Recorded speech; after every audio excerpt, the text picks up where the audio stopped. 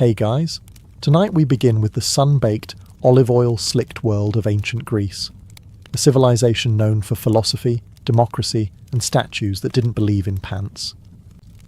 But beneath the legends of Plato, Sparta, and golden temples lies a much harder truth. Because while ancient Greece gave us the roots of Western civilization, it also gave its average citizen a daily struggle you'd barely survive today. So before you get comfortable, take a moment to like the video and subscribe, but only if you genuinely enjoy what I do here. And let me know in the comments where you're tuning in from and what time it is for you. It's always fascinating to see who's joining us from around the world. Now, dim the lights, maybe turn on a fan for that soft background hum, and let's ease into tonight's journey together. Welcome to ancient Greece, where your day begins not with an alarm clock, but with the sun turning your house into a slow-cooking oven. Your home is a modest one, made of sun-dried mud bricks or rough stone, with small windows and no glass. Just wooden shutters to keep out the goats and maybe some breeze if the gods are feeling generous. There's no insulation, no ceiling fan, and certainly no such thing as personal space, unless you count the corner where the family goat doesn't sleep. You rise early, not because you're disciplined, but because it's already too hot to stay horizontal. In the summer, the stone walls absorb heat like a sponge, and by sunrise, your little house is radiating it back into your bones. In winter, those same walls turn into a freezer, and you're basically wrapped in a sheet hoping not to become a statue of frostbite. You probably slept on a thin mat or a straw-stuffed mattress. No pillows, just a rolled-up cloak, or maybe your arm. If you're lucky, the lice left you alone last night. But probably not. There's no running water. So your morning routine involves either walking to the public fountain or, if you're rural, hauling water from a nearby well.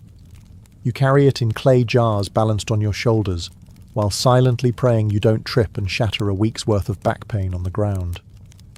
To get clean, you don't bathe in the morning. That's saved for the end of the day, if at all. You might splash your face, rub some olive oil on your skin, then scrape it off with a strigil, a curved metal blade. Think of it as a spa day, but without the spa, the day, or any real effect, and don't even think about privacy.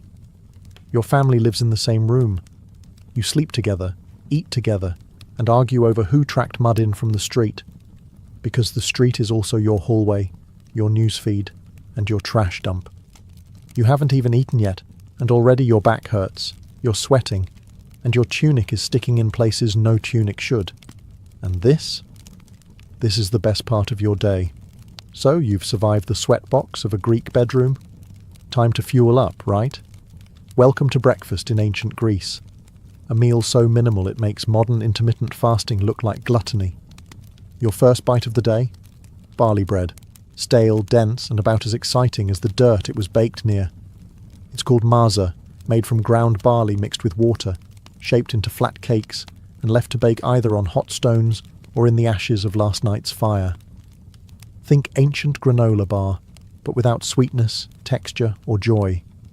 You might dunk it in watered-down wine, because, surprise, the water isn't always safe to drink. There's no filtration system, no boiling, no Brita pitcher in your clay pantry. So instead, everyone, from kids to elders, gets a cup of oinos mixed with water. Not for the buzz, but for survival. If you're wealthy, maybe you get a fig or two, some olives, or a smudge of goat cheese. But let's be honest, you're not wealthy. You're lucky if your bread isn't crawling with yesterday's flies and doesn't crack a tooth when you bite it. No coffee, no eggs, no fruit bowl, no honey, unless you live near a decent beekeeper and know how to bribe them. And don't expect to sit and relax. Meals are fast.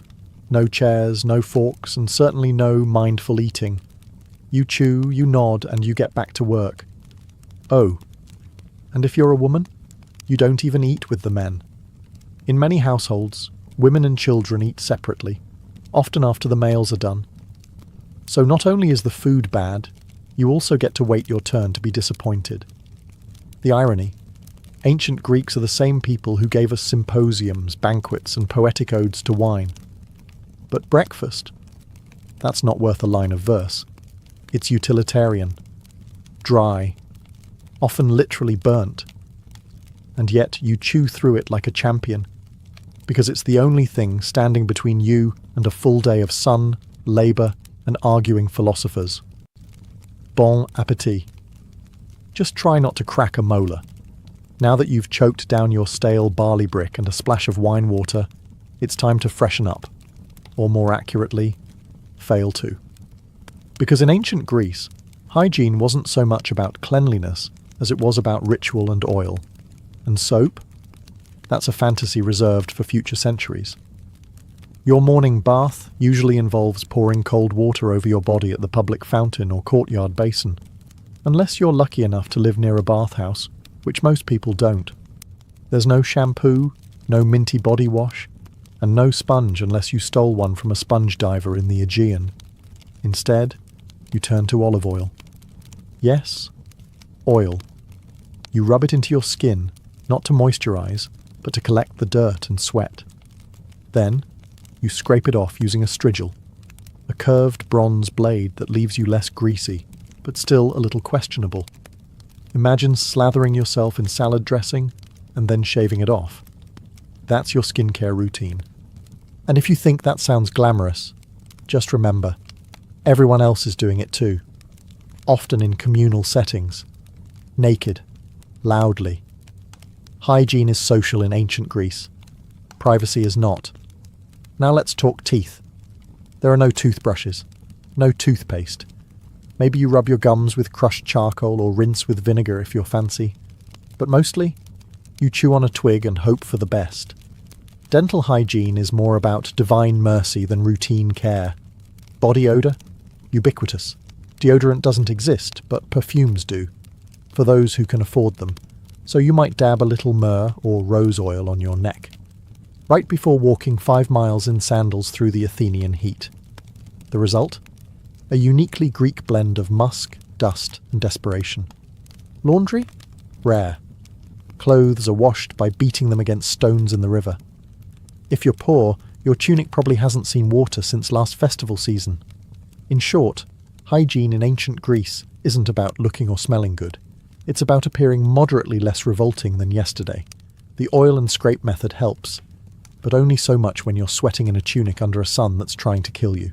So yes, ancient Greece gave us democracy, philosophy, and architecture. But a decent shower, still waiting. Now that you've oil scraped your way into a new day, it's time to get dressed. And spoiler alert, your ancient Greek wardrobe is minimal at best and comically impractical at worst. You've got 2 options, a chiton or a hymation, both basically oversized linen rectangles that you wrap and pin with a brooch or tie with a belt. It's not tailored, it's not fitted, and it absolutely wasn't designed with windy days in mind. One wrong breeze, and suddenly your whole philosophical outlook is on display. Forget underwear, it's not a thing. And bras don't exist. So unless you're a Spartan woman trained to sprint and wrestle, you're just hoping your pins hold and no one notices your wardrobe shifting like a loose curtain. Now, let's talk footwear. If you're lucky, you own a pair of leather sandals. If not, you're barefoot. And that means a full day of walking on sun-baked stone, goat-trodden dirt, and whatever the local market has squished into the roads. Imagine strolling across a skillet in July while dodging donkey dung. That's your daily commute. Of course, there's no sun protection, no hats unless you're a farmer or sailor, and no sunscreen because you live in 450 BCE, and science hasn't been invented yet. The Aegean sun? It doesn't care how philosophical you are. It will roast you. By noon your shoulders are burned, your feet are filthy, and your linen robe has stuck to you in 4 places that defy geometry. And don't forget, public nudity isn't shocking in Greek society. You might pass men at the gymnasium training in the buff, or even politicians delivering speeches in togas that barely hold together. Now, if you're wealthy, your tunic might be dyed, maybe a soft purple or saffron yellow, but most people wear off-white or brown, because dyes are expensive, and no one wants to waste good colour on the guy who fixes fishnets for a living. So you walk through your day dressed like a toga burrito, sunburned, sweating, and hoping your pin doesn't pop loose in front of the priestess. And the worst part? You're only halfway through your chores. Welcome to ancient Greece, where military service isn't a job. It's your civic duty, your social expectation, and sometimes your one-way ticket to an early grave. If you're a free male citizen, especially in Athens or Sparta, congratulations. You're automatically a soldier, whether you like it or not. By your teens, you're already training with wooden weapons and learning formations in the phalanx. That famous Greek battle strategy that involves standing shoulder to shoulder behind large shields and hoping the guy next to you doesn't trip. In Sparta, boys start military training at age 7 in the brutal Agog system, a program that turns children into warriors by, essentially, starving, whipping, and isolating them until only the toughest remain. In Athens, things are gentler, but still mandatory. 2 years of training in your late teens, followed by decades of being on call. You don't get to say, I'm more of a thinker. Even philosophers like Socrates fought in wars, and not with witty comebacks, with actual weapons. And there's always a war. Whether it's Sparta versus Athens, Athens versus Persia, Sparta versus literally everyone, or just a neighbouring polis getting sassy about trade routes. Conflict is a way of life. Peace is just the pause between 2 invasions. Armour? If you can afford it, you get a bronze helmet, breastplate, greaves, a round Hopland shield and a spear. If you can't, well, try not to be in the front row. Leather and cloth don't stop arrows. The worst part? You supply your own gear. That's right, being a soldier is a BYOB situation. Bring your own bronze. Poorer citizens either beg, borrow, or fight lightly armed, which is Greek for more likely to die first. And when you're not fighting, you're preparing, training, cleaning weapons, arguing in the assembly about strategy, or rowing warships for hours as part of the navy. Because yes, those triremes don't paddle themselves. There's no veterans' healthcare, no pensions, no therapy, just scars, limps, and the occasional poorly carved gravestone praising your virtue and courage. If you think life as a man in ancient Greece sounds rough, just wait until you hear about being a woman. In most Greek city-states, especially Athens, women had fewer rights than a pile of decorative urns. You couldn't vote, couldn't hold office, couldn't own land outright, and rarely appeared in public without a male escort. In fact, if people saw you out too often, they might start whispering that you were a courtesan or worse, a Spartan. Let's start with your daily routine. You wake up before sunrise to start the chores. You spin wool, weave cloth, grind grain, fetch water, bake bread, manage the slaves, if your household has any, and raise the children. You're the household CEO, but one without pay, respect, or days off. Your social life? Limited. You don't attend plays. You don't join the philosophical debates. You're not at the gymnasium. That's for naked men only. You're confined mostly to the gynoeceum, the women's quarters, and your contact with the outside world consists of glimpses through latticework windows. Education? If you're lucky, you might learn to read a bit, but mostly you're trained in domestic duties. Philosophy? Rhetoric? Geometry? That's for the boys. Your job is to marry well, have sons and stay invisible while doing it. Marriage happens young, often in your early teens, to a man twice your age, arranged by your father, who treats you more like a trade agreement than a person. Love is optional. Dowries are mandatory, and when you do have children, your primary value becomes your womb. Now, Sparta was the exception. Spartan women were famously more liberated. They were educated, exercised in public, and could own property. But before you envy them too much, remember, their freedom came from a state-sponsored obsession with warfare and eugenics. Your main job as a Spartan woman? Give birth to strong warriors or face disgrace. And if your husband dies? You can't inherit much. You can't remarry without permission, and your options shrink faster than your social circle. You're stuck, legally, socially, and often physically. So yes, the Greeks worshipped powerful goddesses, Athena, Artemis, Hera, but real women. They were expected to stay quiet, stay home, and stay out of sight. Ancient Athens is hailed as the birthplace of democracy, and yes, technically that's true. But before you get too excited, let's be clear, you probably wouldn't qualify to participate. In fact, the majority of people living in Athens were completely excluded from the democratic process. To vote in the Athenian Ecclesia, assembly, you had to be male born to Athenian parents, a citizen, over 18. That means women, foreigners, called metics, slaves and children, who made up nearly 90% of the population, had no political voice whatsoever. That's not democracy for the people. That's democracy for a very specific club of sunburned men in sandals. If you met the criteria, though, you didn't just vote, you were expected to participate constantly. Laws were proposed, debated, and passed in huge assemblies of thousands of citizens. There were no career politicians. Every eligible man was part legislator, part jury member, and part overconfident amateur. You could even be randomly chosen to serve in powerful positions, like running the treasury or serving on a jury, through a lottery system. Which sounds thrilling until you remember there were no qualifications. Your fishmonger might oversee military logistics one day. Your uncle, who still believes in sea monsters, might judge a murder trial tomorrow. And if someone got too powerful, too popular, or just annoyed people the wrong way, ostracism. Once a year, citizens could write a name on a broken piece of pottery, an ostracon, and vote to exile that person for 10 years. No trial, no defense. Just go away, you're getting too famous. And yet, despite its flaws, Athenian democracy was revolutionary. It gave ordinary men a voice, well, some ordinary men, and laid the groundwork for future political systems. But make no mistake, it wasn't fair, and it wasn't inclusive. If you were a woman, silenced. A foreign-born resident who paid taxes, silenced. A slave building the Parthenon, definitely silenced. A philosopher who asked too many questions, possibly executed. Democracy was born in ancient Greece. But if you'd shown up expecting equal rights and inclusive politics, you'd have been escorted out of the assembly and told to bring your own ostracon.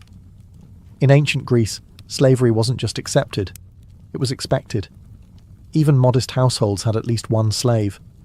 Not because the family was wealthy, but because slavery was so deeply woven into society that it felt as normal as sandals and sunburn.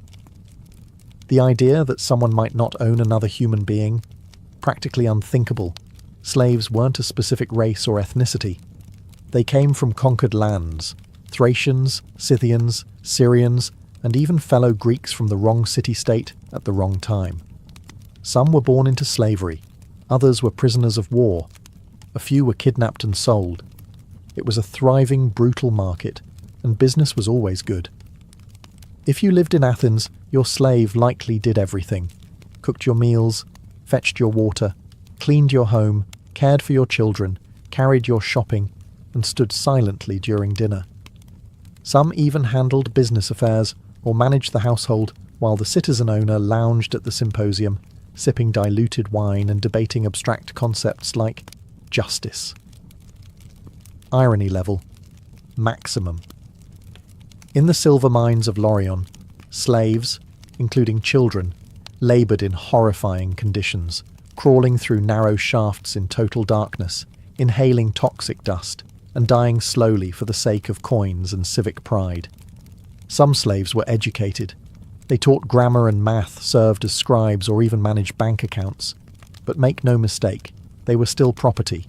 They could be beaten, branded, sold, or killed on a whim, and had no legal rights. The few who earned freedom, called freedmen, were never truly free. They still owed loyalty to their former masters and were barred from citizenship. No voting, no land ownership, just the hope of a slightly better tomorrow. And unlike later slave systems, there was no widespread abolitionist movement. Philosophers like Aristotle, yes, that Aristotle, justified slavery as natural and necessary. According to him, some people were slaves by nature. Enlightening, isn't it? Ancient Greece gave us ethics, democracy, and philosophy. But all of it was built on the backs of people who were never allowed to speak. never allowed to vote, and never allowed to matter. And that's not a footnote. It's the foundation. Feeling unwell in ancient Greece? That's unfortunate.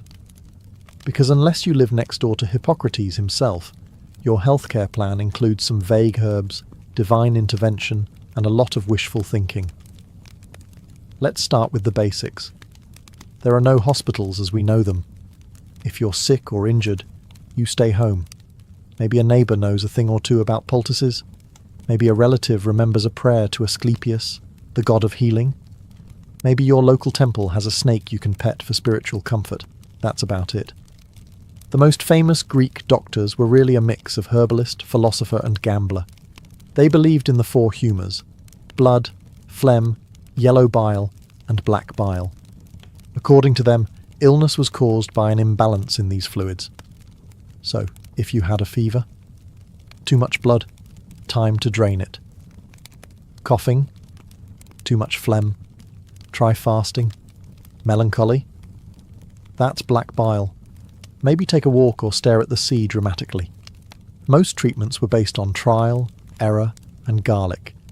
You might be given crushed poppy seeds, good luck with that, boiled figs, or a compress made of vinegar and something someone scraped off a goat. Did it work? Sometimes. Did it hurt? Almost always. Surgery, rare, terrifying, and generally a last resort. Without anesthesia or antiseptics, even a simple cut could go septic and kill you. Tools included iron knives, bone saws, and prayers. Lots of prayers. And if you needed something amputated, hope you brought a leather strap to bite down on. Midwives handled childbirth, which was dangerous even on the best days. Mortality rates for women and infants were tragically high. One bad birth, one stuck shoulder, one breech baby, and that was it. If you were wealthy, you might summon a travelling physician, someone with an actual scroll and some fancy oils. If you were poor, you relied on local knowledge, street remedies, and sheer resilience, or you simply didn't recover. But hey, at least they believed in rest, clean air, and a balanced diet, so there's that. Ancient Greek medicine gave us the Hippocratic Oath, but it also gave us treatments like drink boiled cabbage water. So yes, healthcare in ancient Greece. Mostly herbs, hope, and hang on. In ancient Greece, theatre wasn't just entertainment, it was a civic duty, a religious ritual, and sometimes a full-contact sport for the soul. Let's start with the good part. Theatre was free for citizens, assuming you weren't a woman, slave, or foreigner, in which case, good luck seeing anything. You'd file into an enormous open-air theatre carved into a hillside, like the great Theatre of Dionysus in Athens, shoulder to shoulder with thousands of other sweaty citizens. And you'd be there all day. Seriously, all day. The Dionysia festival ran from dawn until night, with back-to-back plays, tragedies, comedies, and satyr plays. No intermission, no snacks, and certainly no bathroom breaks, unless you counted a bush on the hillside. If you showed up late or acted out, you weren't just frowned at, you could be fined. The performances themselves? Wild. Tragedies were emotionally gutting. Murder, madness, war, gods destroying families because of one bad decision made 3 generations ago. You didn't come to laugh, you came to weep in unison. Then came the comedies, which weren't exactly light-hearted family fare. These plays mocked politicians, philosophers, entire cities, and bodily functions with stunning precision. Imagine if Saturday Night Live and a college debate had a baby, then dressed it in a giant phallic costume and sent it on stage. Actors wore towering masks, platform shoes, and exaggerated costumes. All male, of course, even for women's roles. The chorus sang, danced, and shouted commentary, like an ancient Greek version of Twitter, only louder and wearing tunics. And this wasn't passive viewing. The audience was loud. They booed, hissed, threw things, and argued mid-performance. Theatre was democracy with stage lights. If the play offended you, you let them know. If it moved you, you shouted, wept, and maybe re-evaluated your life. At the end of the festival, A jury voted on which playwright won. Imagine spending 3 days crying over Orestes, only to find out some bawdy comedy with a talking pig god took the prize. That's ancient Greece for you. So yes, in the theatre, you were never just watching, you were participating, and possibly throwing olives. So you've survived your tragic all-day theatre binge. Now you wander into the agora, the bustling heart of the city, and stumble right into a man wearing a cloak, holding no shoes, and asking strangers, "What is justice?" Welcome to philosophy. It's everywhere, and it's not optional. In ancient Greece, particularly in Athens, philosophy was the local sport, and the champions were names we now associate with world-changing ideas. Socrates, Plato, Aristotle. Back then, though, they were just eccentric men who talked a lot and made other people feel stupid. Take Socrates. The man made a career out of asking questions that led nowhere and dismantling people's confidence in their own opinions. You might be minding your own business, buying olives or petting a stray goat, and he'd appear, "Do you believe in truth?" I guess. What is truth? Cue 3 hours of mental spiral and a desire to move to Sparta. He never wrote anything down. His student Plato did that. But Socrates left a lasting impression, partly because Athens eventually executed him for being too annoying. Officially, it was corrupting the youth and not believing in the gods. But let's be honest, he probably just wouldn't stop asking questions during dinner. Philosophy wasn't a cozy academic hobby. It was loud, confrontational, and weirdly athletic. Debates happened in public spaces. They were spontaneous, intense, and often ended in hurt feelings or deep existential crises. No microphones, just voices, hands, and enough ego to fill the Parthenon. And if you thought you could just watch, think again. Philosophers loved drawing in random bystanders. You didn't walk past Plato's academy. You were absorbed into it. You said one thing slightly wrong and suddenly became the day's example of unexamined life. Even kids weren't safe. Aristotle tutored Alexander the Great, a teenager who later conquered half the known world. Imagine your high school civics teacher handing you a globe and saying, "Go fix this." So yes, philosophy gave us logic, ethics, science, and political theory. But in ancient Greece, it also gave you a headache, a crisis of identity, and a 70% chance of being publicly humiliated by a man in sandals. So, you've made it in ancient Athens. You're well-spoken, clever, politically active. People like you. Maybe too much. That's your first mistake. Because in Athens, being too popular could get you kicked out of the city for 10 years. Not arrested, not fined, just gone. This wasn't a conspiracy or a backroom deal. It was built into the system. It was called ostracism, and it was perfectly legal, perfectly public, and perfectly terrifying. Once a year, the citizens of Athens would gather to decide whether to hold an ostracism vote. If enough people agreed, everyone wrote the name of a person they wanted exiled on a broken piece of pottery called an ostracon. If someone got 6,000 or more votes, they were banished. No trial. No explanation. Just pack your sandals and leave. You didn't have to be a criminal. In fact, most ostracized people had done nothing wrong, except get too influential.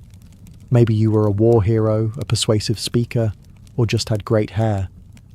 Whatever it was, your fellow citizens decided you were becoming a threat to democracy. And democracy voted to yeet you into temporary oblivion. And here's the twist. It wasn't permanent. Ostracism lasted 10 years, after which you could come back like nothing happened. Your property was untouched. Your citizenship remained. No grudges. Just a decade-long vacation you didn't ask for. Some famous Athenians were ostracized. Aristides the Just was so well liked that someone allegedly voted against him just because they were sick of hearing how virtuous he was. Brutal. Even Themistocles, the military genius who saved Athens at the Battle of Salamis, got the boot once he got too cocky. Turns out, gratitude has an expiration date. Ostracism was meant to protect Athens from tyrants, but it often punished success. So if you were ambitious, you had to walk a fine line. Be respected, but not too respected. Popular, but not charismatic enough to worry people. Think of it like a reality show where the prize for winning too many fans is being exiled to the countryside with your dignity and olive oil stash. Athens gave birth to democracy, but it also invented cancel culture 2,500 years ahead of schedule. In ancient Greece, you didn't ask if you were going to die young. You just wondered how soon and how painfully. Life expectancy hovered around 30 to 35 years, and that was if you made it past infancy, which was no small feat. Roughly 1 in 3 children didn't survive childhood, thanks to disease, poor nutrition, and the fact that hygiene was, as we've discussed, more theoretical than actual. You could die from anything: a scratch that turned septic, a fever no one could explain, childbirth, a leading cause of death for women, or something as simple as drinking the wrong cup of water. Medicine was limited, and divine intervention wasn't known for consistency. If you lived in a city, disease spread fast. Cramped quarters, open-air sewers, and communal fountains made epidemics a regular part of life. The infamous plague of Athens during the Peloponnesian War wiped out 1/3 of the city. Thucydides wrote about it. Then he got it. Then, somehow, survived. Most weren't so lucky. War? Constant. If you were a man, odds were you'd die holding a spear or rowing a trireme. Even if you weren't killed in battle, injuries often turned fatal days later. No antibiotics. No stitches. Just hope and garlic compresses. And there was always the possibility of death by divine tantrum. Displease a god, forget a sacrifice, mock a temple statue, or speak ill of Zeus after 3 cups of wine, and you could find yourself on the wrong end of a lightning bolt, plague, or spontaneous goat stampede. Burial rites were important. If your family couldn't afford a proper funeral, with coins for the ferryman and rituals to secure your spot in the afterlife, you might be dumped outside the city walls, unmarked and forgotten. Not only was that tragic, it was spiritually dangerous. The Greeks believed unburied souls wandered eternally, caught between worlds. Death wasn't poetic, it was daily, and it didn't care about your philosophy, your beauty, or your lineage. You could be a slave, a general, or a poet, and still die from a mouldy fig or an angry mosquito. The Greeks had 12 Olympians, and not a single one of them liked you. In theory, ancient Greek religion was all about harmony with the divine, worshipping Zeus, Hera, Athena, Apollo, Artemis, Poseidon, and the rest of the Golden Crew up on Mount Olympus. In practice, it was constant spiritual damage control. These gods weren't peaceful, all-loving deities. They were divine drama queens with superpowers. Forget a sacrifice, they'd ruin your crops. Say the wrong prayer, your ship sinks. Step into the wrong grove, snakebite, plague, famine, take your pick. The gods didn't just demand your loyalty. They demanded perfect timing, flawless rituals, and unblinking obedience. You didn't have weekly temple visits. You had daily rituals, home altars, seasonal festivals, and civic ceremonies. Before planting crops, pray to Demeter, going to war, offer to Ares, travelling by sea. You'd better pour out some wine to Poseidon, and maybe throw in a goat just to be safe. Each god had favourites and grudges. Apollo might protect your city, unless your grandfather offended him once, in which case you're cursed until further notice. Hera was the goddess of marriage, but she also specialised in making mortal women's lives miserable if Zeus so much as looked at them. Athena rewarded wisdom, and also turned people into spiders. Casual. And if the Olympians weren't enough to keep you nervous, there were nymphs, satyrs, spirits, river gods, and monsters lurking around every corner. Step on the wrong patch of sacred land, and suddenly your left leg belongs to a vengeful woodland sprite. But worst of all, you never knew why something bad happened. Was it the wrong offering? The wrong timing? Did you insult a god in a dream? Maybe it was your cousin. Maybe it was something your great-grandfather did. Doesn't matter. The gods work in mysterious and deeply personal ways. And yet, For all the terror, Greek religion was woven into every part of life, from politics to childbirth to the Olympic Games. You feared the gods, yes, but you also depended on them. Their temples were city landmarks, their festivals were national holidays, and their myths explained everything from lightning to love. You didn't believe in gods out of faith. You believed out of survival instinct. So, after everything, the sun-baked homes, the barley-bread breakfasts, the sandal-blistered treks, the wars, plagues, gods, and goat-related traumas. Let's ask the question plainly. Would you last a single day in ancient Greece? Honestly? No. You'd fold before lunch. The heat, the diet, the constant threat of war or divine punishment would wipe that Instagrammable toga fantasy right off your face. You're not used to hauling water before breakfast or squatting over a hole in the ground next to a temple goat. You'd miss your running water, your aspirin, and your right to complain without being exiled by pottery shard. You might love the idea of living among marble statues, brilliant philosophers, and epic poets. But guess what? Those were the 1% of ancient Greece. For everyone else, it was back-breaking labour, limited rights, and frequent funerals. Your democracy? Only if you're a male citizen. Your medicine? Garlic and hope. Your gods? Frequently furious. Your social media? A guy yelling in the agora about justice while waving a fish. And yet, for all of that, the Greeks endured. They built temples that still stand, wrote plays we still perform, debated ideas we still wrestle with, and laid the groundwork for everything from astronomy to ethics. They didn't just survive hardship, they created civilization while sweating through it. You wouldn't last, but they did. Not because life was easy, but because they found ways to make meaning in a world full of chaos. They questioned everything, fought constantly, wrote beautifully, died young, and still, somehow, shaped the modern world. So no, you probably wouldn't make it past your first sunstroke, goat bite, or unsolicited philosophy lesson in the street. But if you did, if you adapted, endured, and listened closely, you'd find yourself standing among some of the most passionate, resilient, and brilliantly flawed people history has ever known. And they wouldn't judge you for struggling. They'd just hand you a tunic, point to the amphorae and say, "Good, now carry that up a hill." It began with a death and a betrayal. Prasutagus, king of the Iceni tribe in what is now eastern England, had played the Roman game well. He had walked a tightrope for years, ruling as a client king under the shadow of Rome. He had wealth, autonomy, and peace, so long as he stayed useful to the empire.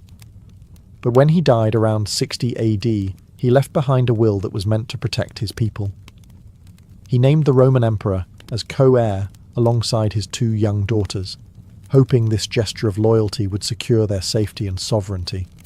He was wrong. Rome did not honour the will. Rome didn't negotiate. Rome took.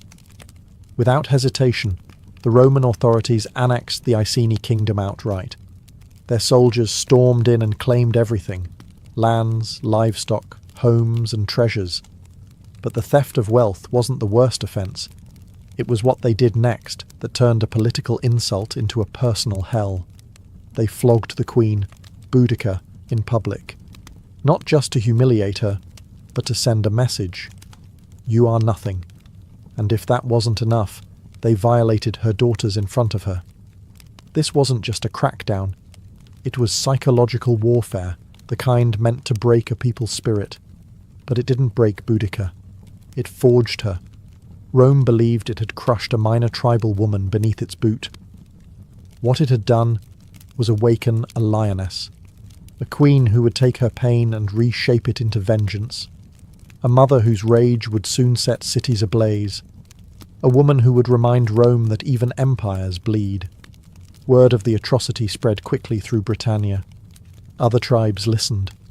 They remembered their own humiliations, their own land losses, their own sons killed in Roman campaigns. Rome thought the tribes divided, scattered. But in that moment, they had one thing in common. Boudicca's fury.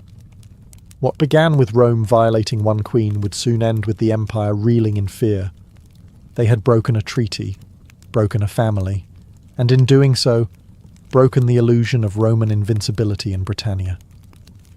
This wasn't just a mistake, it was the spark that would ignite one of the most ferocious revolts Rome ever faced. If Rome expected Boudicca to fade into silence, they misunderstood everything about her. Boudicca wasn't born to obey, she was born to lead. Described by Roman historians, who rarely complimented their enemies, as tall, fierce, with flaming red hair cascading down to her waist and a voice that sliced through crowds like a war horn. She wasn't just a queen by blood, she was a symbol. And now, she was a threat. But before she became that threat, she became something deeper. A mother, with nothing left to lose. Roman brutality had tried to erase her dignity, her children's future, and her people's pride. But Boudicca refused to be a victim. She understood what Rome feared most wasn't an army, it was unity. And so she began to forge it, one tribe at a time. First, the Trinovantes. They had once been powerful before Rome crushed them under taxes, land seizures, and slave labour. When Boudicca spoke, she didn't speak like a diplomat. She spoke like a warrior mother, scarred but unbroken. She reminded them of their ancestors, of their gods, and of the earth they no longer owned. Her pain was their pain, her rage, theirs too. Then the other tribes began to listen. The Corieltauvi, the Cornovi, even some of the Brigantes. Her cause was no longer about vengeance. It became a holy mission, to cleanse Britannia of Roman arrogance. She didn't promise safety, she promised glory, and death with honour, if it came to that, and they followed her. Because she did not stand behind her warriors, she rode among them, spear in hand, hair loose to the wind, eyes locked on the future. She called out the names of the raped, the enslaved, the executed. She summoned gods like Andraste, the Celtic war goddess, as her witness. And her warriors believed her when she said the gods would fight with them. She had no formal military training, no Roman strategy scrolls, but she had something deadlier. Righteous fury, sharpened by betrayal, guided by purpose. And the land itself seemed to shift under her command. This wasn't rebellion, it was resurrection. The Queen Rome thought it had broken was now the spearhead of a movement that would soon make the empire tremble. And she was just getting started. The Roman eagle had long soared over Britannia, but now the winds beneath its wings were changing. Boudicca's fury wasn't a wildfire, it was a storm building with terrifying purpose. And storms need fuel. That fuel came from the thousands of Britons who had waited years, generations even, for someone to defy the empire. Someone to speak not in Latin, but in blood and iron. She gave them that voice. It started with war councils held under sacred groves and moonlit hills. Boudicca didn't sit on a throne. She stood in the dirt with her people. She listened to the anger of tribal elders, to the sorrow of mothers, and to the chants of druids who saw omens in the sky. They all spoke of one truth. Rome had pushed too far. Now it was time to push back. Warriors from the Trinovantes brought spears, slings, and ancient battle chants. The Iceni added cavalry, swift riders with wild hair and war paint, fierce and fearless. Other tribes joined with axes, blades, and torches. Even women took up arms, inspired by their queen. This wasn't just an army forming, it was a resurrection of Celtic identity. But Rome had trained legions, professional soldiers, armoured, disciplined, and lethal. Boudicca had to make up for that with numbers, knowledge of the land, and something Rome could never teach, hatred forged in humiliation. Soon, Boudicca's army swelled to tens of thousands. Farmers became warriors, hunters became assassins. Former Roman slaves and mistreated tribal allies switched sides. These weren't soldiers who fought for pay. They fought for memory, revenge, and the right to raise children without chains. She gave a speech, her first of many, Roman historians would later record her words, albeit with their bias. But what echoes through time is clear. She vowed to win or die. There would be no surrender, no submission, no turning back. Then came the first target, Camulodunum, once a British stronghold, now a Roman colony littered with temples, statues, and villas. The temple of Claudius stood as an insult, a shrine to the emperor who had conquered them. To Boudica and her warriors, it was not sacred. It was a provocation. And it would be the first to fall. The tribes were no longer whispering rebellion. They were marching toward it, armed with fury, and led by a queen who refused to kneel. Camulodunum never stood a chance. The once proud Roman colony had become a symbol of everything Boudica's people despised. Its streets echoed not with tribal chants, but with Latin commands. Its buildings rose atop sacred ground, and towering over it all was the Temple of Claudius, a marble mockery built with forced labour, praising the emperor who had subjugated the Britons. To Rome, it was a monument. To Boudica, it was a target. She gave the order. What followed wasn't a siege, it was an execution. Her army descended like a tidal wave. Roman settlers, many of them veterans who had bullied and taxed the local tribes, were caught off guard. The city had no proper walls. The few Roman soldiers stationed there were poorly prepared, expecting peace, not war. They tried to hold the temple, barricading themselves inside, believing it could endure a siege. It didn't. Within 2 days, Boudica's forces breached it. The streets ran red. They spared no one. Men, women, and children were slaughtered. Boudica's war wasn't just military, it was personal. Her warriors destroyed Roman statues, burned villas, and turned their rage onto the very symbols of occupation. The temple was set ablaze, its roof collapsing in a firestorm that lit the sky for miles. Survivors were rare, and those who did escape carried tales of horror that chilled Roman blood. The fury wasn't random. It was deliberate. These were people who had seen their homes taken, their gods mocked, their daughters sold. Now they were reclaiming what had been stolen, with interest. Roman officials sent pleas for help to Governor Suetonius, who was hundreds of miles away in Wales, suppressing another rebellion. But by the time he heard of Camulodunum's fall, it was already ash and smoke, a colony destroyed, its citizens dead, and the flame of rebellion rising higher. Boudica didn't stay to celebrate. There was no time. She knew Rome would respond, and hard. So she pressed on, knowing that each victory brought her momentum. Her next destination was a city larger, richer, and even more vulnerable. Londinium. If Rome hadn't taken her seriously before, they would now. Camulodunum was the beginning. But it wasn't revenge yet. Not until the empire's beating heart in Britannia felt the fire. Londinium was the jewel of Roman Britannia. Founded just 17 years earlier, it had grown into a thriving hub of trade and administration. Merchants from across the empire filled its markets. Officials conducted imperial business under tiled roofs. Wealth flowed through its streets like water. But as Boudica's army marched ever closer, that wealth turned into panic. Governor Suetonius, having rushed back from Wales with a small force, arrived just ahead of the rebellion. He looked at Londinium, crowded, sprawling, defenceless, and made a brutal decision. He abandoned it. The Roman legions stationed elsewhere were too far to help. Suetonius couldn't risk his limited troops in a city that couldn't be defended. So he withdrew, taking with him those who could flee. He left behind the old, the sick, the stubborn, and those too slow to believe a woman-led army could bring down Rome. They would learn otherwise. Boudica's forces swept into Londinium like a thunderclap. There were no walls to scale, no gates to breach. The city was open and she made it bleed. Her warriors tore through streets with the rage of generations.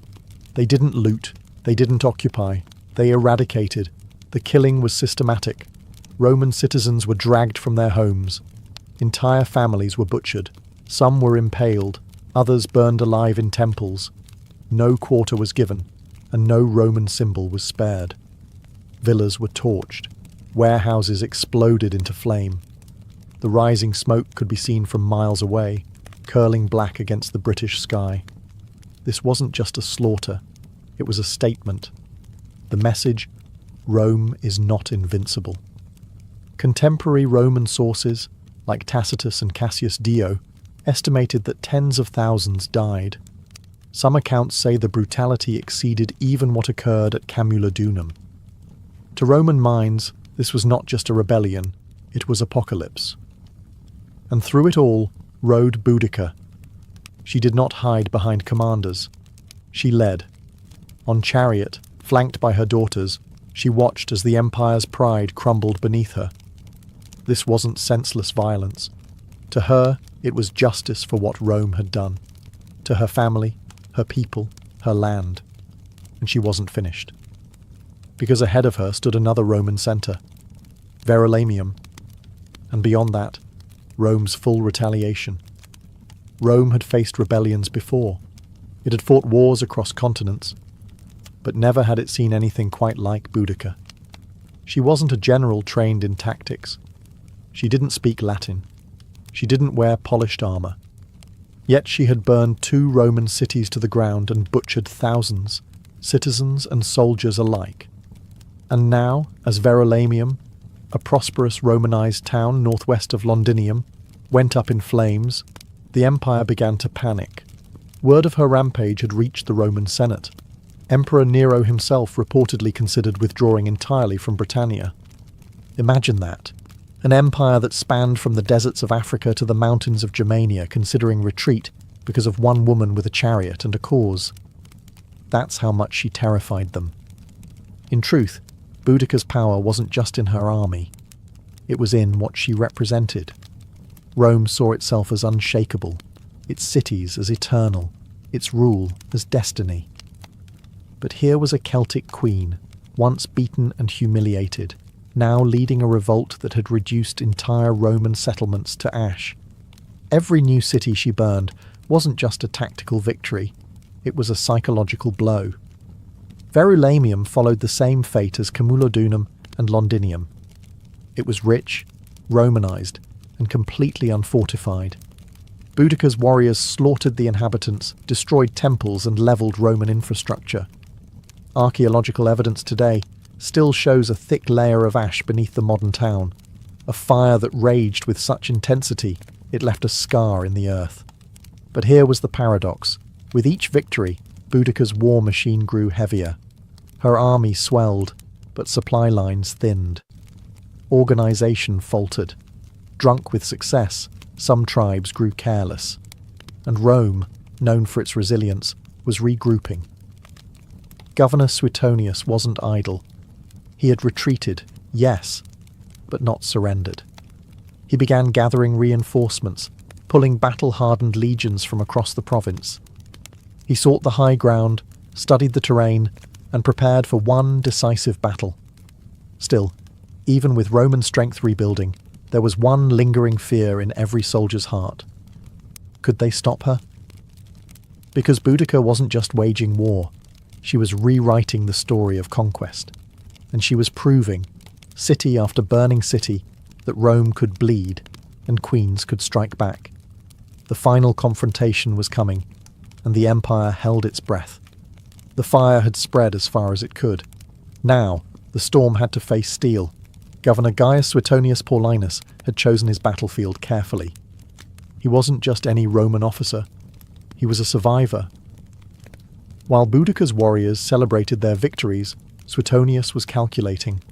He selected a narrow defile, a tight space bordered by forest and hills, where Boudica's numerical advantage would count for little. His army was small, maybe 10,000 strong, but every man was a trained killer, forged in the discipline of the legions. Boudica's force, on the other hand, was immense. Some sources claim up to 200,000 warriors marched under her banner. But they weren't soldiers. They were farmers, blacksmiths, tribal chiefs, and freedom seekers, inspired but undisciplined. armed with fury, but not formation. They believed numbers would crush Rome like a tide. They were wrong. As Boudicca's army approached, she gave one last speech, standing atop her war chariot, flanked by her daughters. She reminded them of their suffering, of the floggings, the rapes, the stolen lands, the burnt homes. She called upon the goddess Andraste, invoked the ancestors, and vowed either victory or death. Her warriors roared in response. They believed the gods would carry them. Then the battle began. The Britons charged. They filled the field with a primal fury, but Suetonius held firm. He let them come close, packed tight in the narrow terrain. Then, with perfect timing, he unleashed the Roman counterstrike. Spears flew in tight formation, shields locked. Gladi, short Roman swords, cut deep into the confused mass. Wave after wave of Britons crashed into an iron wall, and each time they broke. Then the Romans advanced, step by step, disciplined, precise, merciless. Behind the Britons, wagons and families had followed the army, expecting to witness Roman defeat. Instead, they became a fatal obstacle. The warriors couldn't retreat. Panic set in. The narrow battlefield turned into a slaughter. When the dust settled, it was over. Tens of thousands of Britons lay dead. The rebellion was shattered. The empire had bent, but not broken. Boudicca had thrown everything at Rome, and though she lost the battle, the memory of her stand would echo louder than the clash of swords. Her final fate would remain a mystery, but her legend was already immortal. The battlefield was silent, the roar of war replaced by the moans of the dying. Boudicca had lost, not just a battle, but a war she had set ablaze with her own hands. The ground was soaked with the blood of her people, and the ashes of their dreams drifted into the cold Britannic air. And Boudicca, she was nowhere to be found. There are no eyewitness accounts of her final breath, no clear details of her death. Roman historians offer conflicting stories. Some say she took poison, choosing death over capture. Others suggest she fell ill and died quietly in the aftermath. But what they agree on is this: she vanished. No chained queen was ever paraded through the streets of Rome. No public execution, no final humiliation. She simply disappeared, like a storm that burned itself out. But in that disappearance, something extraordinary happened. She became more than a queen. She became myth. Rome, shaken and humiliated by the scale of her rebellion, tried to bury the memory, but it was too late. Boudicca had become a name whispered in tribal songs and echoed in the sacred groves. To the Britons, she was not a defeated rebel. She was a martyr, a goddess of war and vengeance, a mother who had stood against the world's most powerful empire and made it bleed. Even among the Romans, there was reluctant respect. Tacitus, though Roman to the bone, painted her not as a barbarian, but as a formidable leader wronged by the arrogance of empire. Cassius Dio wrote of her commanding presence and terrifying speeches. They feared her, yes, but they also admired her resolve. And across the centuries, Boudicca refused to die. She would rise again in Victorian statues, in poems by Tennyson, in history books, in school lessons. She became a symbol of defiance, especially to women who saw in her story a fire that couldn't be extinguished. Her chariot, spiked wheels tearing across time, became a vehicle of resistance. And so, though her body may be lost to history, her voice never left. It rides with the wind. It screams in the fire. It echoes through every soul that has ever stood against oppression and whispered, "I will not kneel."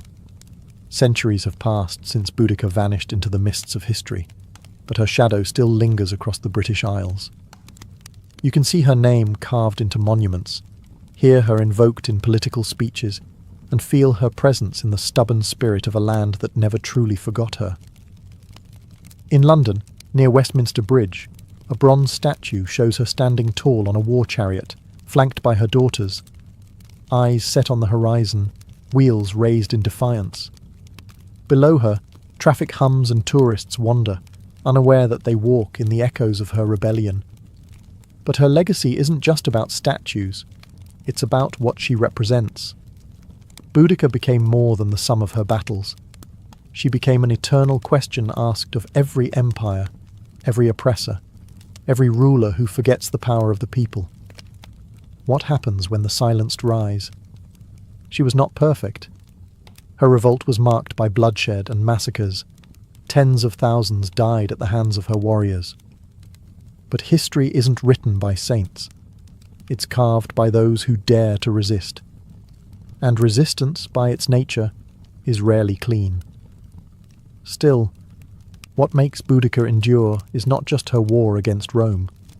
It's the fire she lit in the human imagination. A woman who lost everything and still stood tall. A queen who refused to be defined by the empire that tried to break her. A mother who turned her grief into a sword. Modern historians continue to debate her exact role, her decisions, her motives. But ask any Briton who Boudica was, and they won't recite footnotes. They'll tell you she was the queen who made Rome bleed, the woman who united tribes that had once warred with each other, the warrior who taught the world that dignity can rise even from devastation. And in that, she becomes more than historical figure. She becomes symbol of rebellion, of courage, of the unbreakable will to be free. Because even when Rome rebuilt its cities and redrew its maps, it could not erase her. Her flame still burns, in every fight against tyranny, in every voice that dares to say no, and in every soul that would rather die on their feet than live on their knees. Boudica is gone, but her legend rides forever. To the ancients, illness was never random. It wasn't just about bacteria, viruses, or rogue cells. Those explanations would come thousands of years later. In the ancient world, sickness was a symptom, not of physical failure alone, but of a deeper disturbance. A disruption in balance, a fracture in the harmony between body, mind, soul, and nature. In Mesopotamia, disease was often seen as divine punishment. If someone fell ill, it was believed they had offended a god, broken a taboo, or attracted a curse. Diagnosis began not with symptoms, but with questions. What have you done? Who have you angered? Priests and healers worked together, interpreting omens, casting spells, and prescribing rituals alongside herbal treatments. In ancient China, balance took on a more systematic meaning, through yin and yang and the 5 elements. Health was the state of equilibrium between opposing forces. Too much heat or cold, dryness or moisture would throw the body off. Practitioners of traditional Chinese medicine didn't just treat a cough. They asked when it started, what time of day it worsened, what emotions accompanied it. Healing was holistic. Herbs, acupuncture, and dietary changes were all tools to rebalance the inner cosmos. In Greece, the physician Hippocrates rejected the idea of gods punishing people with disease, yet he too saw health as harmony. His theory of the 4 humours, blood, phlegm, yellow bile, and black bile, dominated Western medicine for centuries. Each humour was linked to a temperament and an element. An excess or deficiency of one would cause both physical symptoms and personality shifts. A melancholic person, for instance, was said to have too much black bile. Across cultures, one thread remained the same. Health meant wholeness. Not just the absence of pain, but the presence of balance. Whether it was the Ayurvedic concept of doshas in India, or the belief in spiritual possession in African healing traditions, ancient people understood that the human being was not isolated. We were part of nature, and nature, when disturbed, pushed back. So, when ancient healers laid hands on the sick, they weren't just looking for physical signs, they were listening for imbalance. And they believed that to heal someone, you had to treat the invisible forces just as carefully as the visible wounds. In the land of pyramids and pharaohs, medicine was both science and sorcery. Ancient Egyptian healers, called SWNW, were not merely physicians. They were sacred intermediaries between the body and the divine. Their medical practices were surprisingly advanced and yet deeply entwined with ritual and magic. To the Egyptians, the body could bleed, bruise, and break, but its ailments were never purely physical. The spirit, the gods, and even the afterlife played a role in every sickness. Much of what we know comes from medical texts like the Ebers Papyrus, dated around 1550 BCE. This ancient scroll contains hundreds of remedies for everything from toothaches to tumours. Egyptian doctors performed surgeries, set fractures, treated infections, and drained abscesses with copper tools sterilised by fire. They knew how to check pulses, how to observe urine and faeces for diagnosis, and how to use a wide variety of herbs, many still in use today. But no treatment began without the blessing of the gods. Thoth, the god of wisdom, was believed to have gifted humanity the secrets of healing. Sekhmet, the lion-headed goddess of war and plague, was both feared and prayed to. She could unleash epidemics or grant recovery. Spells were often recited over a patient as herbs were applied. Words held power. Incantations weren't empty phrases. They were medicine in sound form. One of their greatest tools was honey. It was used as an antiseptic long before bacteria were understood. Wounds were bandaged with it, sometimes combined with resin or lint. Garlic and onions were prescribed for heart health. Castor oil served as a laxative. Even mouldy bread was pressed into infected wounds, a primitive antibiotic, centuries ahead of its time. Egyptian doctors treated not only commoners, but also royalty. Their skills were respected across borders. Neighbouring civilizations would seek out Egyptian physicians for difficult cases. They were, in a way, early specialists. Some focused on the stomach, others on the eyes, or even on spiritual afflictions. But in all their knowledge, there was no separation between the physical and the sacred. A fever might come from the Nile's mosquitoes, or from an angry ghost. Healing the body meant pleasing the gods, purifying the soul, and restoring divine balance. To the ancient Egyptian, a healer's true role wasn't just to cure the illness, it was to restore cosmic order. Long before modern medicine emerged, India was already writing its own story of healing, one that viewed the human body not as a machine, but as a reflection of the cosmos. This ancient system is known as Ayurveda, a Sanskrit word meaning the science of life. Rooted in the Vedic tradition, Ayurveda is more than just a medical practice. It's a philosophy, a way of living in harmony with nature, seasons, and spirit. Central to Ayurveda is the concept of three doshas, Vata, Pitta, and Kapha. Each represents a unique combination of the five elements: earth, water, fire, air, and ether. Vata governs movement, Pitta controls transformation, like digestion, and Kapha manages structure and stability. Everyone is born with a unique balance of these doshas. Illness, according to Ayurveda, arises when this balance is disturbed, by poor diet, stress, environment, or lifestyle. Ayurvedic texts like the Karaka Samhita and Sushruta Samhita date back over 2,000 years. These detailed manuals offer not just herbal remedies, but guidance on surgery, obstetrics, psychology, and even ethics for physicians. Charaka focused on internal medicine, promoting prevention as the first line of defense. Sushruta, meanwhile, is remembered as a pioneer of surgery, describing over 300 surgical procedures and more than 120 surgical instruments, many carved from wood or metal. One of his most astonishing techniques was rhinoplasty, reconstructing a nose using a flap of skin from the patient's cheek or forehead. This wasn't cosmetic. It was often used to restore faces mutilated as punishment. Thousands of years before Western medicine caught up, Sushruta had already set the stage. But Ayurveda's strength lies in its holistic approach. Healing the body is inseparable from healing the mind and soul. Treatments include herbal medicine, yoga, breathing exercises, pranayama, oil massages, abhyanga, and meditative fasting. Plants like turmeric, ashwagandha, neem, and tulsi weren't just food. They were medicine, purifiers, and protectors of life force. An Ayurvedic healer might treat a fever not just with herbs, but by adjusting your sleep schedule, examining your emotional health, and cleansing your digestive fire, or Agni. Ayurveda teaches that you are not separate from nature. You are nature.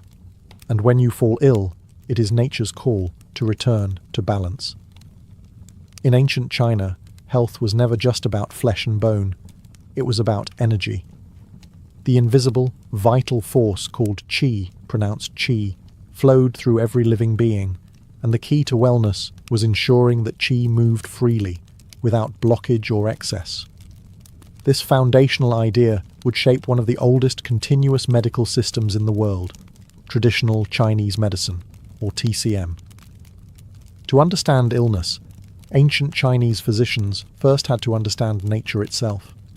They observed the rhythms of the seasons, the phases of the moon, the behavior of animals, and the turning of the cosmos. From these patterns emerged two core principles: yin and yang, and the five elements: wood, fire, earth, metal, and water. Yin and yang represented balance in all things. Yin was cool, dark, passive, internal. Yang was hot, bright, active, external. Every organ, emotion, and function of the body was classified under these opposing but complementary forces. Health, then, was a dynamic balance between them. A fever wasn't just a rise in temperature, it was an excess of yang. Fatigue might signal a depletion of yin. Diagnosis was an art. Physicians didn't rely on tools, they relied on the senses. They examined the tongue, felt the pulse at multiple positions, listened to the tone of the voice, and asked questions about dreams, emotions, and bowel movements. Every detail offered insight into the balance, or imbalance, of qi. To restore health, they turned to a vast toolkit. Acupuncture, the insertion of fine needles into precise points along the body's meridians, was used to unblock qi and restore flow. Moxibustion, the burning of the mugwort herb near these points, was used to warm and stimulate circulation. Cupping, herbal formulas, qigong exercises, and strict dietary adjustments all played vital roles. The ancient text Huangdi Neijing, or the Yellow Emperor's Inner Canon, compiled around 2,000 years ago, remains the foundation of TCM today. It didn't just list diseases, it explored causes, prevention, and lifestyle.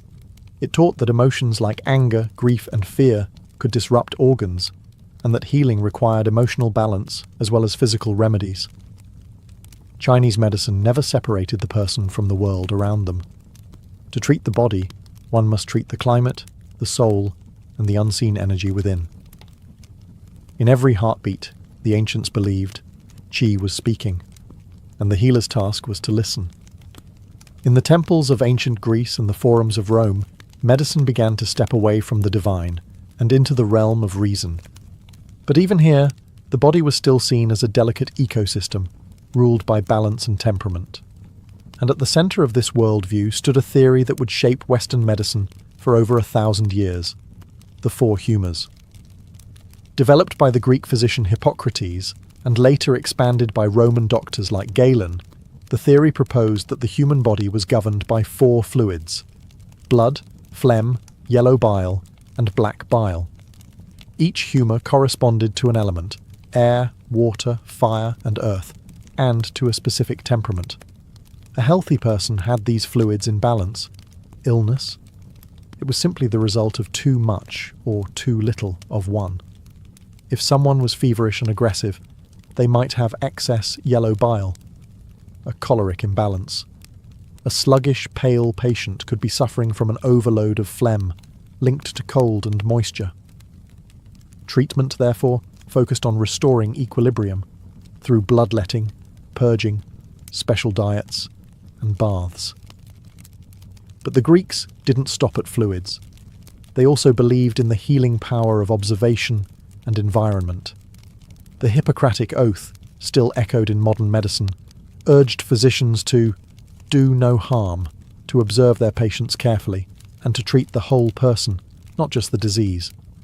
Hippocrates advised his students to consider the seasons, winds, water quality, and even the patient's mood. Healing sanctuaries known as Asclepiae, named after the god Asclepius, dotted the Greek landscape. These were more than hospitals. They were spiritual retreats. Patients slept in sacred dormitories hoping to receive healing dreams. Ritual purification, exercise, diet, and prayer were all part of the cure. It was a space where reason and religion walked hand in hand. In Rome, medical practice evolved further with the rise of Galen, a Greek physician who served gladiators and emperors. He performed dissections on animals to understand anatomy, wrote hundreds of medical texts, and helped standardize humorism across the empire. Though some of his ideas were flawed, Galen's influence endured for centuries. Greco-Roman medicine, for all its mystical origins, began pushing toward a new idea: that the human body was a system. Complex, yes, but knowable. And if understood correctly, it could be brought back into harmony, not through gods alone, but through reason, ritual, and the careful art of healing. Long before written texts and formal schools of medicine, indigenous peoples around the world were healing their communities using a deeper kind of knowledge, one passed down through stories, visions, and hands-on experience with the natural world. For these cultures, medicine wasn't a profession. It was a way of life, woven into daily rituals, seasonal rhythms, and sacred ceremonies. Among Native American tribes, healers were known as medicine men and women, but their role extended far beyond physical treatment. They were spiritual guides, storytellers, counselors, and keepers of ancestral knowledge. Illness was seen as a disruption in the person's relationship with nature, with the tribe, with the spirits, or with themselves. Healing required more than herbs. It required reconnection. Plants were central to this practice. From the Cherokee to the Lakota, each tribe held encyclopedic knowledge of the land: what root to chew for pain, what leaf to brew for fever, what bark to crush for wounds. Sage, cedar, sweetgrass, and tobacco were sacred, used in smudging rituals to cleanse body and spirit. Yet medicine was never just about the ingredient. It was also about intention, ceremony, and respect. Healers often worked in tandem with spiritual forces. They conducted sweat lodges, vision quests, and drumming circles. Illness could be caused by a breach in taboos, spiritual possession, or even soul loss, a condition where part of the individual's essence had fled due to trauma. In such cases, rituals like soul retrieval were performed, calling the spirit back through chanting, dancing, or guided trance. The same deep reverence for nature is seen in indigenous traditions across the globe. In the Amazon rainforest, shamans rely on powerful plant medicines like ayahuasca, a hallucinogenic brew used not for recreation, but for healing insight. They believe the plants themselves are teachers, revealing the roots of suffering through visions. In Aboriginal Australia, bush medicine includes herbs, clays, and rituals passed down through the dream time, the ancestral era that still guides Indigenous identity. Healing here is about balance between body, land, ancestors, and songlines. These systems were never written in books. They lived in the songs, dances, and landscapes of the people. To Indigenous healers, modern medicine may have its machines and laboratories, but the earth has always been the first pharmacy. And healing is not about defeating disease, it's about remembering who we are. Across every ancient civilization, regardless of language, geography, or belief system, there was one constant: the conviction that healing required more than herbs and surgery. It required spirit. Whether illness was seen as divine punishment, soul imbalance, or a breach with sacred forces, ancient people believed that true healing began in the unseen world. And the doorway to that world was ritual. In Mesopotamia, long before the rise of formal medicine, people turned to exorcists and priests to battle illness. Diseases were believed to be caused by malevolent spirits or offended gods. Clay tablets reveal detailed healing rites, where chants were whispered as poultices were applied. Special figurines were buried beneath houses to ward off sickness. Rituals weren't separate from treatment. They were the treatment. In ancient Egypt, no physician worked without invoking the gods. Before applying honey to a wound or bandaging a limb, the healer often recited prayers to Thoth, god of wisdom, or Sekhmet, goddess of healing and wrath. Illness wasn't just a physical attack, it was a cosmic imbalance. Healing meant realigning the patient with Ma'at, the principle of truth, order, and harmony. In many African traditions, healers called Ngangas or Sangomas used drumming, dancing, and divination to diagnose and cure. They spoke with ancestors, summoned spirits, and often entered trance-like states to travel the spiritual realm on behalf of their patients. Herbs were important, but the unseen world was always consulted first. Even in classical Greece, ritual played a role. In the Asclepiaea, sacred healing temples, patients underwent rituals of purification, fasting, and prayer. At night, they slept in enkoimateria, dreaming beneath statues of Asclepius, the god of healing. These dreams were interpreted by temple priests to guide treatment. Ritual wasn't superstition. It was structure. It gave shape to suffering, a language to pain, and a sense that the illness had meaning. Through symbolic acts, people could transform fear into hope, isolation into connection, and chaos into control. And more than that, it reminded them that they were not alone. Even today, science studies the placebo effect, the power of belief, the healing impact of intention. The ancients didn't need the data. They already understood.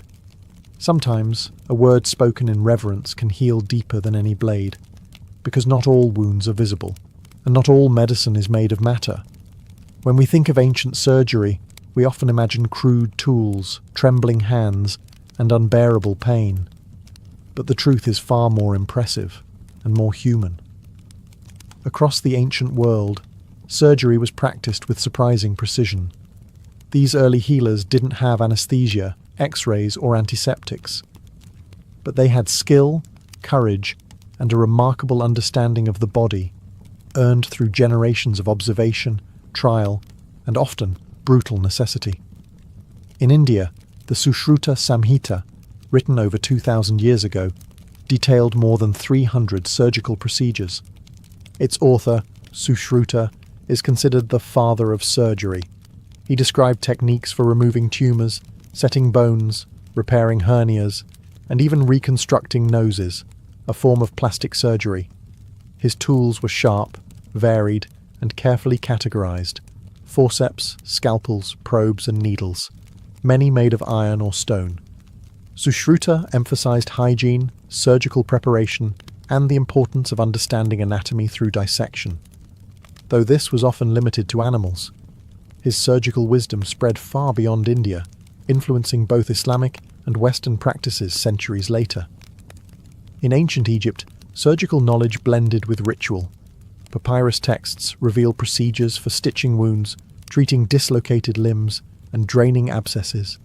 Tools like bronze knives, bone saws, and cauterizing rods have been found in tombs.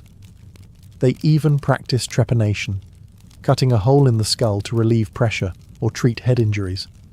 Amazingly, many skulls show signs of healing, meaning the patients survived. Trepanation wasn't limited to Egypt. In pre-Columbian Peru, archaeologists have discovered hundreds of trepanned skulls, often from warriors wounded in battle. Some surgeries were shockingly successful. In certain regions, over 80% of patients survived, based on bone regeneration. These early surgeons may have used coca leaves or fermented maize beer to dull pain, along with herbal antiseptics. In the Greco-Roman world, Galen advanced surgical techniques by studying injured gladiators and dissecting animals.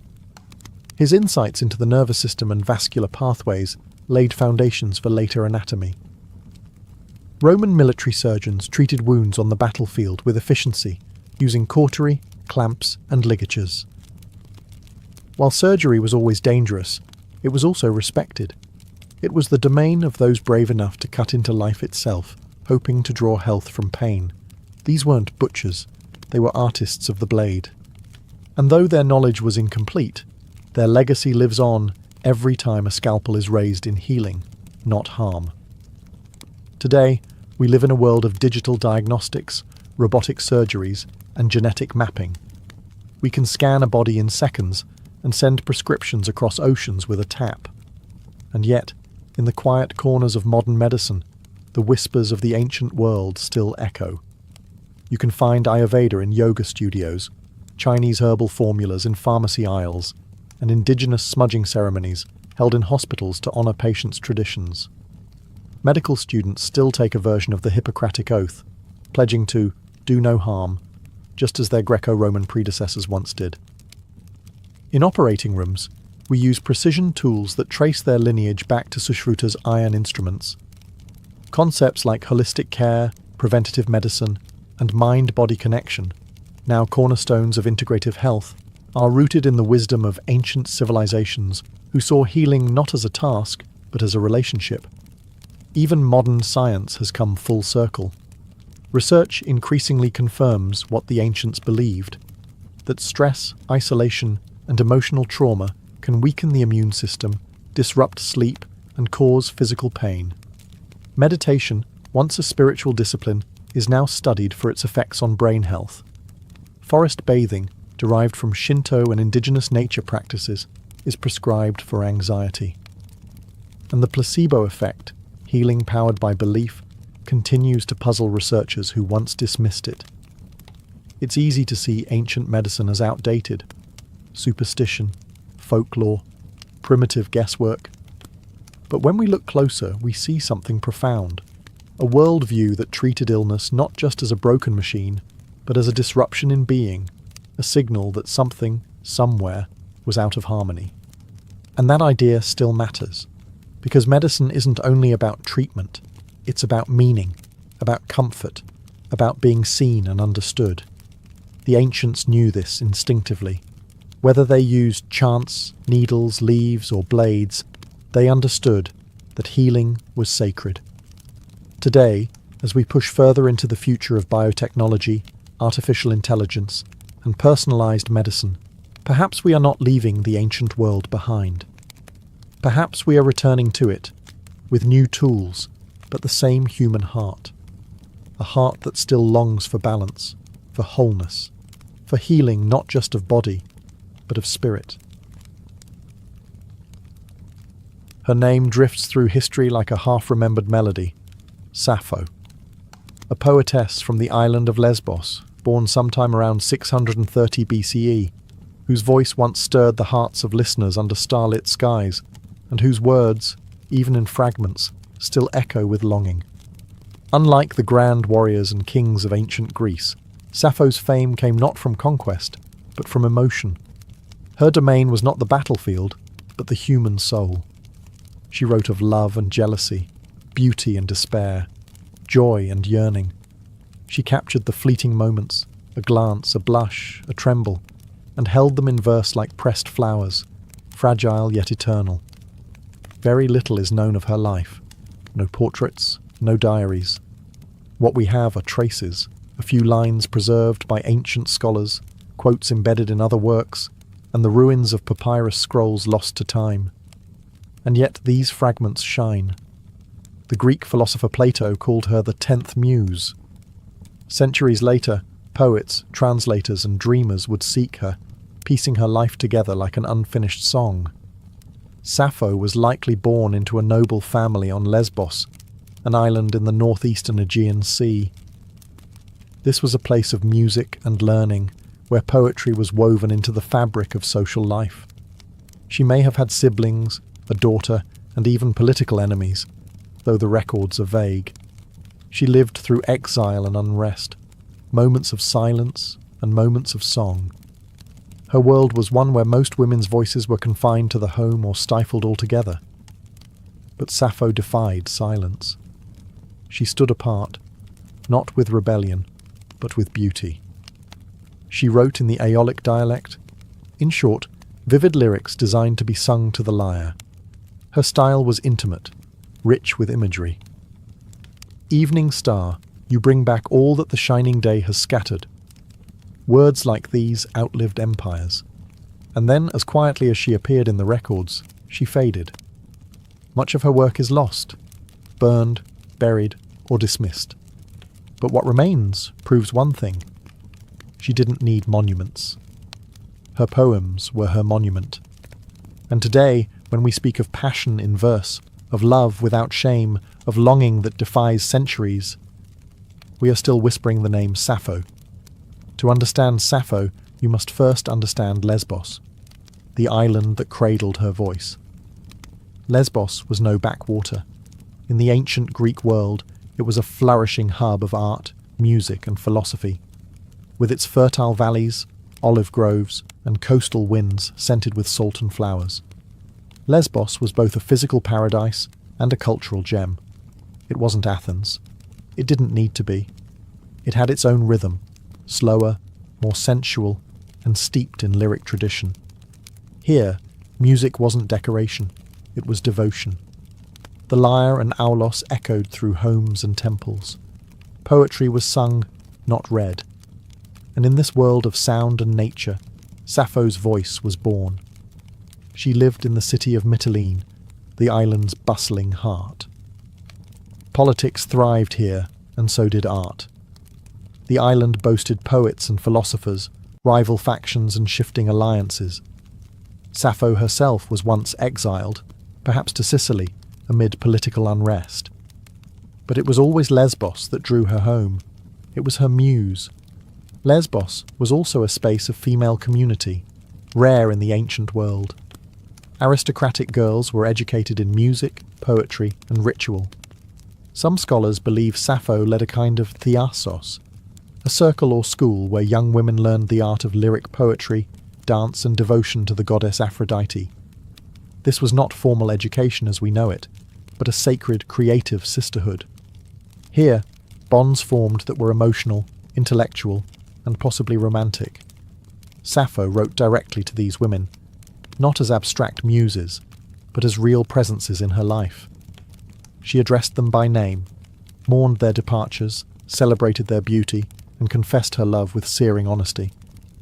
In one fragment she writes, "I have not had one word from her. I beg you, bring her back to me." These lines don't come from myth or theatre. They come from a lived world, a circle of women singing by lamplight, weaving emotion into song. And though time would later distort her legacy, framing it with scandal or speculation, Lesbos was the soil from which her truth grew. Not just a location on a map, but a cultural cradle of passion, artistry, and female expression. Sappho didn't just live on Lesbos. She became Lesbos, its breath, its heart, its voice. In an age when the great epics of Homer praised gods and heroes, and men filled scrolls with battles and conquests, Sappho wrote about the heart. She didn't sing of war, she sang of a trembling hand, a shy glance, a voice that made her body shiver. She was one of the first poets in Western history to write in the first person, I, not just narrating events but feeling them. And what she felt was love, longing, jealousy, tenderness, and desire. Most astonishing of all, she wrote as a woman, to women, about women. In ancient Greece, a woman's voice was often confined to the home, or silenced entirely. Public life, literature, politics, philosophy, these belonged to men. But Sappho stepped outside those walls, not with rebellion, but with rhythm. Her poetry did not demand space, it created its own. A private universe where emotion was not weakness, but power. And within that space, she did something radical. She named the women she loved. She didn't reduce them to symbols. She didn't speak in metaphor alone. She remembered their laughter, their perfume, the way they braided their hair. In one fragment, she describes the sensation of seeing a beloved. He is equal to the gods, that man who sits beside you, who listens to your sweet voice and watches your lovely laughter. Oh, it makes my heart beat fast. Here, Sappho is the onlooker, watching the woman she adores speak to another. Her jealousy is quiet, aching, deeply human. In just a few lines, she captures the full weight of unrequited love, something every listener, then or now, can understand. Her words carried the erotic, but never the vulgar. She wrote of sensuality with the care of a painter, the curve of a neck, the softness of sleep, the way moonlight touched skin. She didn't separate beauty from intimacy. They were one. Because of this, later centuries often misunderstood or censored her. Some tried to erase her queerness. Others mythologized her heartbreak into tragedy. But none of that diminishes the truth of her voice. A woman who wrote honestly, lyrically, and bravely about love. Not in theory, but as someone who had lived it, deeply, openly, and without apology. Sappho didn't just write poetry, she composed music for the soul. Her verses were never meant for silent reading. In ancient Greece, poetry was alive. It was sound, breath, vibration. Sappho's form was the lyric, short and intensely personal, meant to be performed with a lyre, a small stringed instrument cradled in the lap, plucked gently while the voice carried the words like a breeze over the sea. This was the heart of lyric poetry, and it's where the word lyrical comes from. The poetry wasn't epic. It didn't tell long tales of war and gods. It was intimate, emotional, and immediate. The lyric was a whisper, a confession, a love letter sung beneath fig trees or in candlelit rooms. And Sappho was its undisputed master. Her poems were crafted in Aeolic Greek, a regional dialect rich in softness and rhythm. Her preferred metre, now called the Sapphic stanza, flowed with a particular beat. 3 long lines followed by a shorter, punchy one, like a sigh at the end of a longing thought. It was subtle and musical, like the rising and falling of breath during a quiet moment between lovers. She would have performed these songs surrounded by women, students, companions, maybe even priestesses. These gatherings, possibly ritual or educational in nature, were also spaces of freedom, spaces where emotion, song, and body were not fragmented but whole. Through these performances, Sappho trained others in the art of composition, creating not just poems, but a culture. We can only imagine what it sounded like. The soft twang of strings, the clear rise of her voice, the stillness of listeners hanging on each syllable. Many of her poems open not with statements, but with questions or invocations, like the start of a conversation or a prayer. Come to me now, O golden-throned Aphrodite, and free me from hard care. These were poems that reached up, to gods, and inward, to desire. And yet, they feel surprisingly modern. You could set them to music today, and they'd still stir something raw and real. Sappho turned poetry into song. And in doing so, she reminded the world that emotion is music, that every heartache, every thrill of touch or tremble of voice deserves a melody. And hers is one still echoing, centuries later. For every line of Sappho's poetry we have today, dozens, perhaps hundreds, are lost. What remains are fragments, shards of emotion and sound, phrases ripped from their original songs, drifting across time. Some are complete stanzas, others are mere whispers, a single word, a sliver of longing, a closing thought without a beginning. And yet, even these broken pieces pulse with life, like embers glowing in the ash of something once brilliant. Why did so much vanish? Time, war, and deliberate destruction. Sappho's works were once collected into 9 volumes, organized in the famed Library of Alexandria. These were likely copied and recited throughout the classical world. But with the fall of that library, much of ancient literature was lost. Later, as Christian influence rose, many works deemed pagan or immoral were suppressed, neglected, or intentionally burned. Sappho's poetry, filled with passion, especially same-sex love, made her a target. By the medieval period, she became a ghost. Her name survived, but her voice was nearly silenced. Only through quotations by other authors, preserved in grammars, commentaries, or philosophical works, did bits of her poetry escape extinction. These fragments were often cited for their style or vocabulary, not for their emotional force, yet the feelings still bled through. Then came the papyri. In the late 19th and early 20th centuries, Archaeologists digging in the sands of Oxyrhynchus, Egypt, uncovered thousands of scraps of ancient manuscripts, among them torn and faded lines of Sappho, bits of songs that had not been seen for over 1,000 years. More discoveries followed.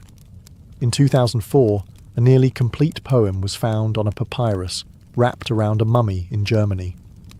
Each recovery felt like a resurrection, and yet so much remains missing. We read her today in echoes. What we long for is not just what she wrote, but what she might have said if history had let her speak without interruption. Still, there's something hauntingly fitting in this survival through fragments. Sappho wrote about impermanence, about fleeting moments, about beauty that slips through the fingers like sand. And so perhaps it is appropriate that her poetry arrives to us not as a monument, but as a mystery, a puzzle pieced together by lovers of language, of music, of the heart. A voice once drowned in fire, still burning. Sappho's poetry was too honest to escape judgment. In her lifetime, she was admired, celebrated even, as a master of lyric poetry.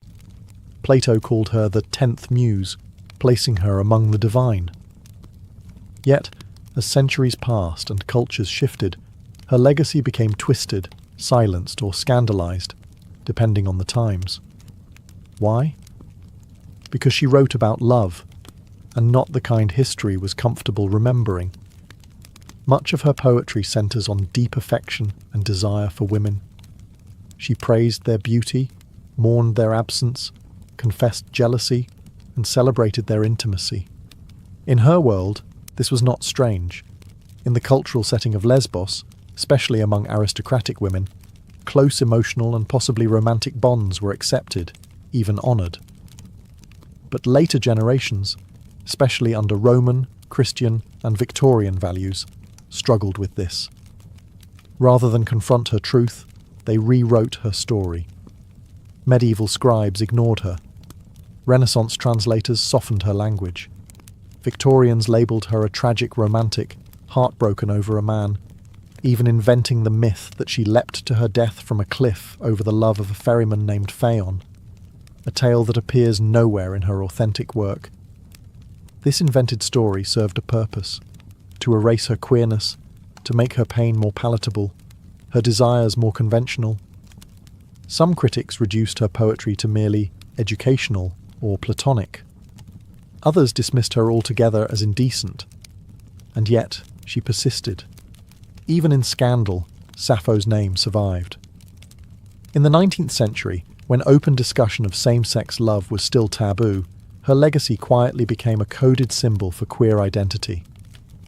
The words sapphic and lesbian became terms for romantic love between women, rooted directly in her name and her home. She became, without ever intending to, a figure of resistance, a poetic ancestor to those whose loves were silenced. And still today, debates echo. Who was she? A teacher? A lover? A myth? A threat? But maybe the better question is, why are we still afraid of her truth? Sappho didn't write to fit into categories. She wrote what she felt. She named beauty, confessed longing, and lived through verse. Her scandal wasn't in her actions, it was in her honesty.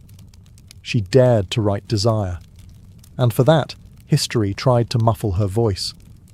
But it never could. If there was one divine presence that hovered over Sappho's life and work, it was Aphrodite, goddess of love, beauty, and irresistible desire. To Sappho, Aphrodite wasn't just a myth. She was a muse, a confidant, even a kind of companion in moments of passion and heartbreak. Many of Sappho's most powerful verses are not just about love, they are prayers to Aphrodite, invocations, pleas, arguments made in verse when the weight of longing became too much to bear. In her most famous surviving poem, Ode to Aphrodite, Sappho doesn't simply praise the goddess. She speaks to her directly, almost like a friend who's heard this pain before. Come to me now, if ever you have answered my voice in the past. Free me from hard care. Fulfill all that my heart longs to achieve. There is no shame in this vulnerability, no fear in expressing desire. Sappho's love is never portrayed as sinful or weak. It is divine, something sacred enough to bring a goddess down from the heavens. In the ancient world, Aphrodite wasn't just about romance. She ruled over attraction, seduction, the chemistry between bodies, the ache of separation. To call on her was to recognize that love could wound just as much as it could thrill.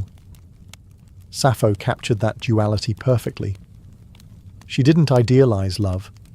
She lived inside its contradictions. She wrote of its sweetness and its sting, its beauty and its cruelty. In another poem, she writes, "Love shook my soul like the wind on the mountain troubling the oak trees." Here, love isn't gentle, it's violent, elemental, something that tears through the self without asking permission. By placing Aphrodite at the center of her emotional world, Sappho elevated longing into something mythic. Her poems blurred the line between the personal and the divine, between everyday emotion and cosmic force. And in doing so, she helped build a literary legacy where love wasn't just a theme, it was a form of worship. For Sappho, Aphrodite wasn't an abstract deity. She was a mirror, a force that reflected back all the intensity, the confusion, and the beauty of the human heart. And in every line of Sappho's verse, the goddess of love listens and replies. Like her poetry, Sappho's death is a mystery wrapped in myth. No one knows exactly when she died, how old she was, or even where she spent her final years.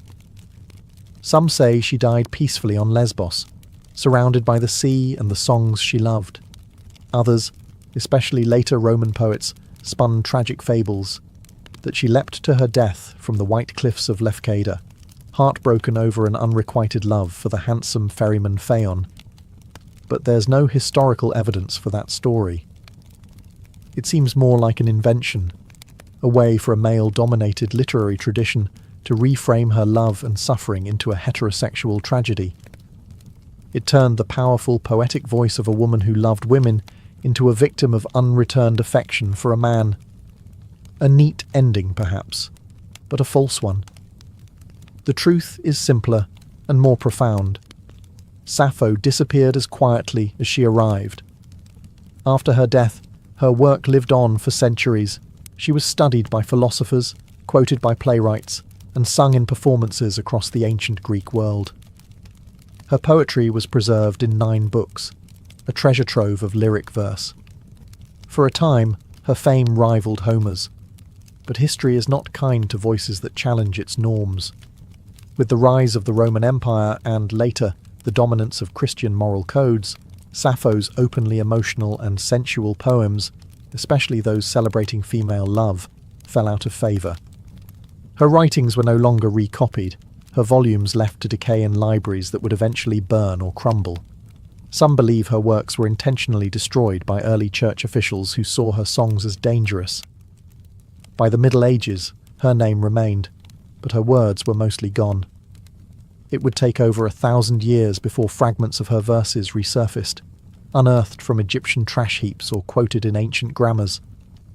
Piece by piece, she was reborn, not through myth, but through survival. Her death may be lost to time, but her disappearance was never total.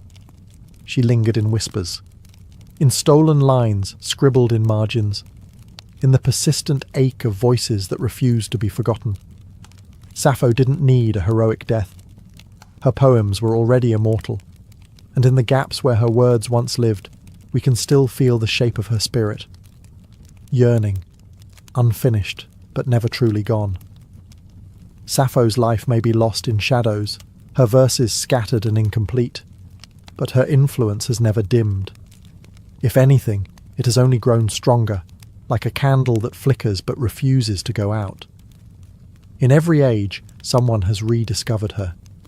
In the Renaissance, scholars pored over her fragments, marvelling at her delicate command of emotion.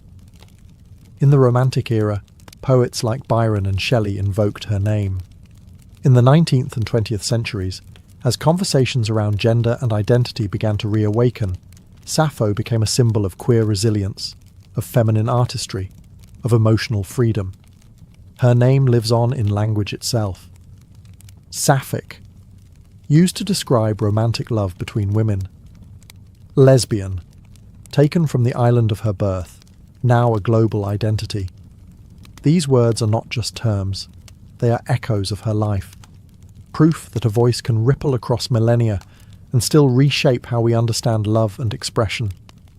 Artists, writers, and musicians continue to be drawn to her. Painters have imagined her at the lyre, bathed in moonlight. Poets have translated her again and again, each version seeking the pulse beneath the words. Modern authors have reimagined her, reclaimed her, resurrected her in novels, songs, and plays. And through it all, one thing remains clear. Sappho speaks to something universal. It doesn't matter that her poems are broken. It doesn't matter that her biography is blurred. What matters is the emotion that burns beneath the words, the trembling joy of desire, the ache of separation, the sacredness of beauty. These are feelings we all carry. She just found a way to sing them.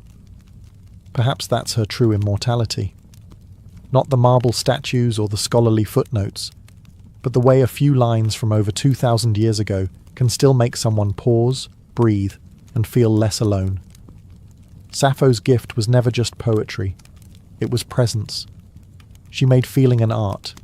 She made longing a form of truth. And in doing so, she became more than a poet.